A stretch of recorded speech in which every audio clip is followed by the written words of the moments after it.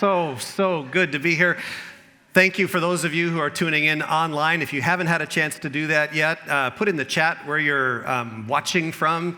We're all over the world here. It's just amazing to think about that. And I am really grateful to be here with you. My name is James Kress. I'm one of the staff ministers here. And it is a joy to be sharing with you today in this service. And everything that happens from here on out is just gravy. I mean, this is great. I've got the best job in the world today doing all of this. But our theme this month is a new one, and it's the celebration of individuality. And I just love the synchronicity of how these things come together, because the title of my talk, the talk that I wanted to give before I knew that, is called Evolving the Holy You. And if you haven't noticed, that is also a shameless plug for a class that I'll be teaching, not this Tuesday night, but the following Tuesday night for 5 Tuesdays on Zoom. So should you feel so led to sign up for it, go online, and I would love to see you in class if any of what we're talking about today interests you. But I want to begin by just talking about what do we mean by individuality when we talk about it in this tradition, the science of mind tradition. Our founder, Ernest Holmes, writes this. He says, individuality means self-choice, volition, conscious mind, personified spirit, complete freedom, and, he writes in all caps, a power to back up that freedom. Yeah. Self-choice, volition, consciousness, spirit, and complete freedom, and a power to back up that freedom.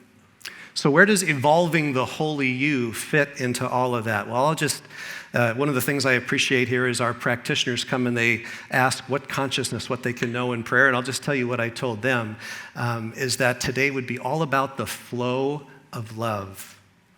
Evolving the holy you is all about the flow of love in your life individually and the flow of life in us as a community. Because here's the deal. We're not just individuals. We're also a community. We're also all connected. Both of those are true. And so I hope today that as we walk through today, you'll be able to gain a greater appreciation of that polarity, because love flows between polarities. And the greater our ability or our capacity to hold the tension of those polarities, the greater our capacity for the expression and the experience of love. It's really another way to think about it in terms of healing. That's a really meaningful word for me. And by healing, I don't mean curing. I mean wholing, W-H-O-L-I-N-G. Healing is that sense where more and more of ourselves and more of us as people come together. So I really hope that today is an experience of that for you. Ernest Holmes goes on to write, he says, there is no such thing as compulsory freedom. Humans must be created with the possibility of limitless freedom and then be let alone to discover that fact for themselves. Created in freedom and then let alone to discover that fact for themselves. Kind of beautiful and kind of scary. So, yeah. In fact, to that wince, you might be thinking it was the French existentialist Jean-Jacques Rousseau who wrote, man is born free and everywhere is in chains. Polarity, right? And the greater our capacity to be aware of that yearning for freedom and those chains that bind, the greater our capacity to love. I like the saying, I don't know who did it, but I heard it from you, Jerry, months ago, and I've just never forgotten it. Love is an intelligence that seeks expression. So we can think about it in that way. And so as we think about that as it pertains to evolving the holy you, evolving the holy me and we, a couple things you can reflect on. First, how am I giving love? To whom and to what is my love flowing? Just take notice of that. And in that noticing, is there any resistance or struggle? Just notice that. But here's another question that's talked about less, at least I hear it, but I think is just as important, if maybe not more important. How am I receiving love? I think it's a very different experience to give love than to receive love. But if love is a flow, if love is an evolution, if love is a creation, then there must be a giving and receiving. And so to notice, where in my life am I experiencing blockages in receiving love? And to just bring that into a consciousness of curiosity, kindness, no judgment. That's what this is about. I love that Rumi quote, out beyond ideas of right and wrong, there's a field. Let's gather there. So just notice and be curious. Ernest Holmes goes on to write this: we cannot imagine a mechanical or unspontaneous individuality. To be real and free, individuality must be created in the image of perfection, and let alone to make that discovery for itself. So to think that you and I and we are perfect. And when I think of the word perfect, I mean complete, sufficient, abundant. You, me, we, perfect. And we get to discover that perfection for ourselves. Wow. Is it always wow, though? No. Sometimes it hurts like. And so what I want to do this morning is offer us, because I say this as much to myself. I'll just, in seminary, one of my preaching professors says that sermons and messages are just ministers working their stuff out publicly. I won't speak for any of my peers or my colleagues, but I'll just say that what I'm saying to you this morning is what I've been saying myself. And that's an honor. I say that as an honor and a privilege to be able to share with you what I'm really sharing with myself. And so I hope you can appreciate the collective, not me talking head to you listeners, but really me just being a voice and an oracle for what I think is going to be helpful and useful for us as we think about evolving the holy you and the holy us. What I'd like to start with is by offering six guideposts, 6 signposts, 6 markers that fall along the path of evolving the holy you. You can think of them as 6 experiences. And I hope that these will just maybe help to anchor if you're feeling like your life is a little out of control, or what's this about, or what's that about, or what's going on here. I hope that these markers will just help to anchor and give context to whatever experiences that you're going through right now. So the first marker I would suggest happens in the evolution of love is awakening. Awakening. And by awakening, I mean a thought or an idea or a vision or something. And oftentimes, at least in my life, it comes by surprise. It could be through art, could be through story, could be through music, it could be through nature, it could be through a relationship, a job. I mean, it all comes to us differently, but there'll be this moment of insight, a light will sort of come on inside. You know, some people call them downloads. I call them uploads, inloads, sideloads. I don't care, it's all the same. But it's this idea of awakening. I like movies, so my favorite movie of all time is The Shawshank Redemption. And not far behind it is Good Will Hunting, Dead Poets Society, and A Beautiful Mind. Those are probably my top 4. And they're just fraught with ideas and inspiration. But I'd like to share also a piece of art, if that's okay, that was also something that was really helpful in both a deconstruction and reconstruction of the Christian faith from which I was raised and exposed to for many, many years. And this here is an image painted by Rembrandt of the parable of the prodigal son. Now, the parable of the prodigal son is commonly known as the story of a young man who took his family, his father's inheritance, went and squandered it all, had kind of an awakening, came back crawling on his knees, literally. The dad comes out to welcome him back and offers him compassion and grace, and then later throws a party for him. I mean, it's a celebration of grace. But what I missed in the story growing up, at least in the Sunday school that I came from, was that brother had another brother. And oftentimes that's not talked about. And that other brother is represented by the gentleman watching on the right-hand side, looking in. And that disconnected, disassociated look just haunted me. The story tells that the father threw a great celebration, for the son, and the older brother wouldn't go. Now, it's easy to look back on that and go, yeah, what a proud whatever, but I'll just confess to you, there are many things that take me out of the joy of life. So-and-so's got a better job than I do. So-and-so's got more money than I do. So-and-so seems to just make everything happen and their life just comes together. Everything works out for them and, just have myself a good old-fashioned pity party. And I miss out on the joy of life that comes. So the point is that the awakening of that story for me helped me see how my religion and my spirituality of that was taking me out of the joy and grace, the joy of a scandalous grace that was talked about. And grace is scandalous. The Les Miserables, Jean Valjean, steals, and then the guy gives him even more of the stuff. Okay, there's a scandalous nature to grace that my heart is just drawn to like a magnet. Wherever I get a whiff of that, boom, I go. So this painting was just kind of part of that deconstruction and reconstruction. But the idea is awakening. Thank you for putting that up there. I appreciate it.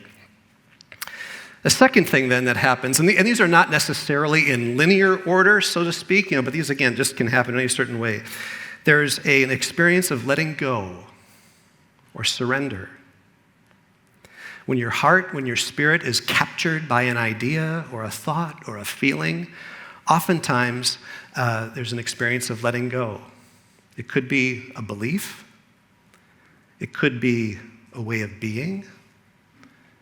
It could be wealth, perhaps health, maybe a relationship. What makes it even more compelling is sometimes that letting go, you decide to do it. Other times, it's decided for you. Ouch! Ouch! But the experience of that I want to offer to all of us is that even those ouchiest of moments of letting go are in a container of love and goodness that it all can be experienced in. And this is where I find in the Christian tradition the archetype of the cross very useful. You may have heard Jesus died for sin. I like to think of it as sin, not sin in the way that you may have thought growing up in church. That's another class for another time. But this idea of, if you think about, the image of Jesus on the cross and the experience of all of that, throughout the whole experience of Jesus, which led him to the cross, there were so many things that were out of his control. But if you track the story, never once did Jesus defend, explain, excuse, or justified himself. He was grounded. He knew who he was and what he was all about. And he was bringing that message, so can you. Don't make it about me. Jesus didn't come to set up Christianity, but you can know that same inner knowing that can be wise, open, loving, and incredibly fierce. The fierceness to that presence. You can call it Christ consciousness. Other traditions have other names for it. It's not to make it about one particular way, but that inner way of being in the experience of loss and letting go and surrender is really helpful. There's a third, awakening, letting go. A third marker that can happen is death. Death. And it can be many forms of death. Of course, physical death, our bodies do die. That's something common to the human experience. But maybe it's an emotional death, a spiritual death, a relational death, a loss of something. The point is, the common experience in all of that is a measure of pain and fear. That pain and fear can be protected and guarded. Michael Beckwith talks about pain as a force that pushes us through something. Pain pushes, pain pushes. But there's an antidote that I'll get to in just a minute. No, I'll tell you now about it now. In the story of the Exodus, the Hebrew people coming out of Egypt and going to the promised land, there was a time when they were in the desert traveling, and they were getting bitten by vipers, poisonous vipers that were killing off many of them. God told Moses, here's what I want you to do. Take an image of that viper and hold it up for all the people to see. And everyone who looks at that viper will be healed.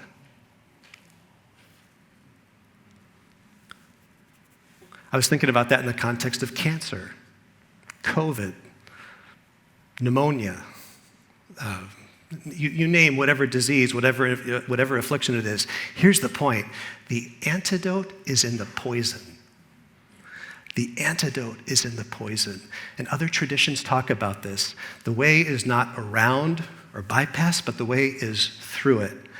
Have the courage, be courageous enough to look right into the center of the gun barrel of whatever it is that you think is killing you, and in there you can find the antidote. A fourth marker that can happen in that is grief, the experience of grief. And this is sorrow, sadness, and loss. And my friends, it is my deepest, deepest conviction that one of the most essential aspects of the healing of this world, of the healing of ourselves, the healing of our communities, is a renewed experience with grief. I think we have lost the ability to lament. It's not pleasant. I'll be the first to admit, I don't like to feel sadness, but I can tell you, sadness leads to beautiful places. I'd like to share a poem that someone sent to me a few weeks ago that I've just kept on my phone. It's called The Unbroken by Roshani Rea.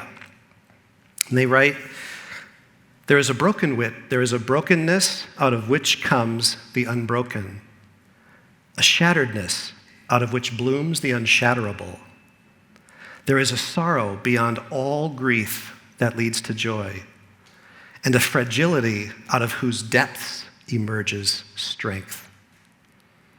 There is a hollow space too vast for words, through which we pass with each loss, out of whose darkness we are sanctioned into being.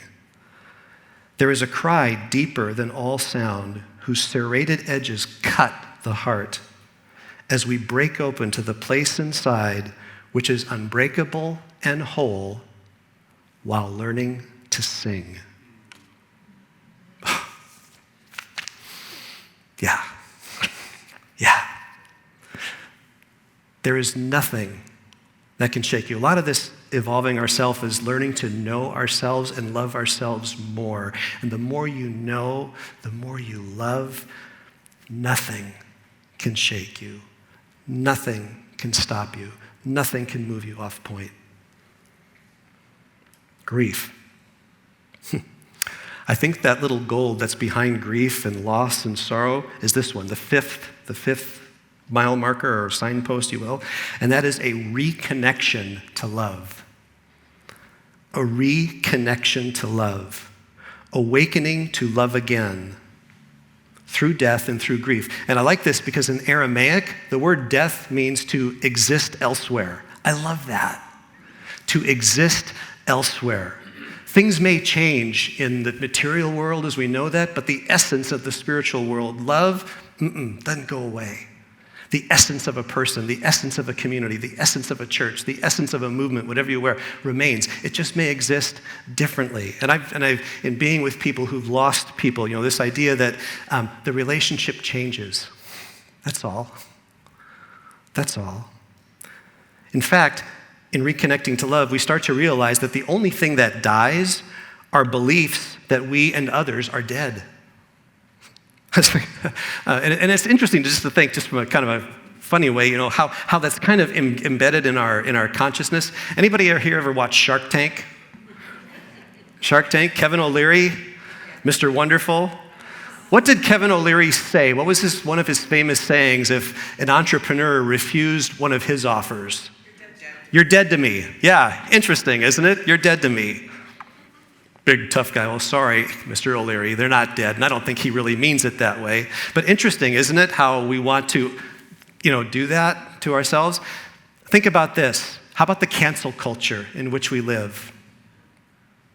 I'm all about boundaries, and I'm learning about boundaries in my own life, and I value them, and I believe they're a healthy place. But I wonder if sometimes we over-rotate and we shun and we push out of ourselves the very thing that are connecting us back to ourselves. That's the hope. That's the pain. I like Richard Rohr, who says the only thing that separates us from love is the belief or beliefs that we're separated from love. Let him die, let him go, and reconnect to love. The sixth and final mile marker I would offer is this one then, is homecoming. Homecoming. Coming home. And coming home can take many forms. Coming home to yourself, coming home to others, maybe coming home to presence.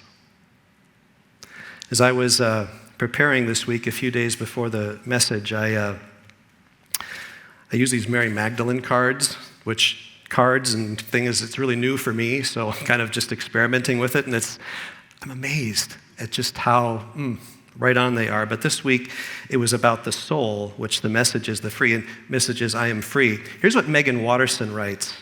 I really like this.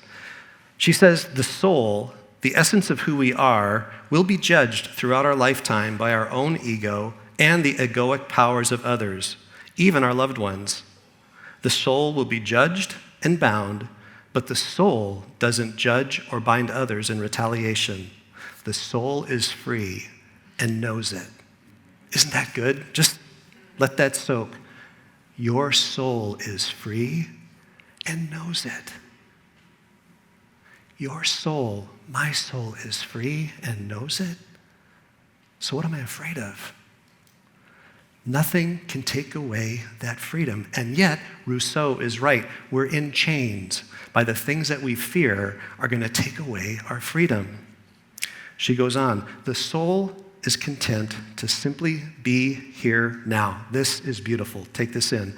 The soul releases both heaven and earth to exist nowhere else but in the present moment.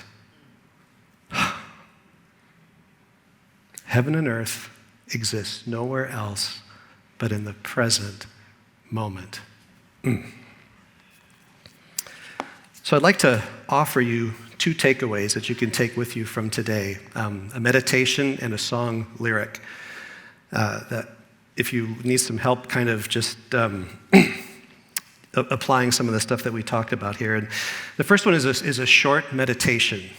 And I'm going to just guide us through an abbreviated version of this meditation, but it's a meditation I've been using for the last 3 months, and it's been very useful to me. It's a meditation taken from the book, The 15 Principles of Conscious Leadership. I don't know if you know that book at all or not. You can Google it. But commitment number 11 is learning how to source approval, control, and security from within. Learning how to resource, control, approval, security, I said those in different orders, from within. I'd like to just kind of give you a little taste of what that meditation can mean for you right now. So I'd invite you to just take a few nice deep breaths. You can allow your eyes to stay open or be closed. If they're open, just let them be in a soft downward gaze. And as you slow down, maybe ask, what is here now? Or perhaps call to mind a situation or a circumstance that's a concern for you right now.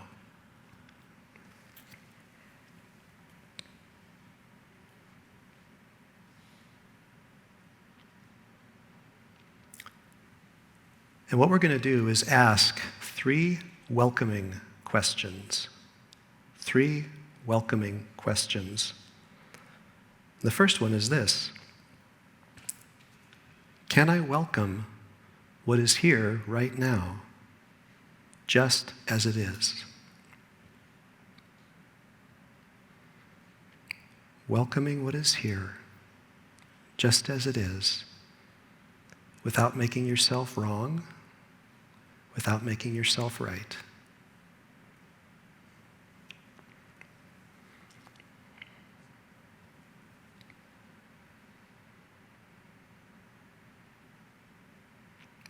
Next, can I welcome any wanting? Welcome any wanting for security, approval, or control.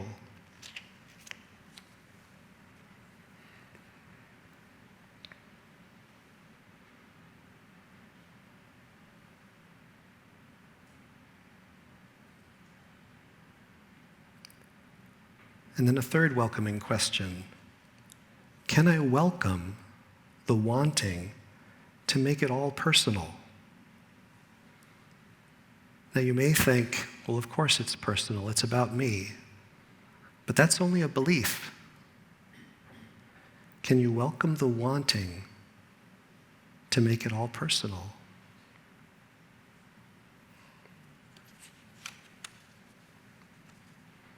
And then, can you rest into that which is beyond all wanting or lack? Can I rest into that which is beyond all wanting or lack?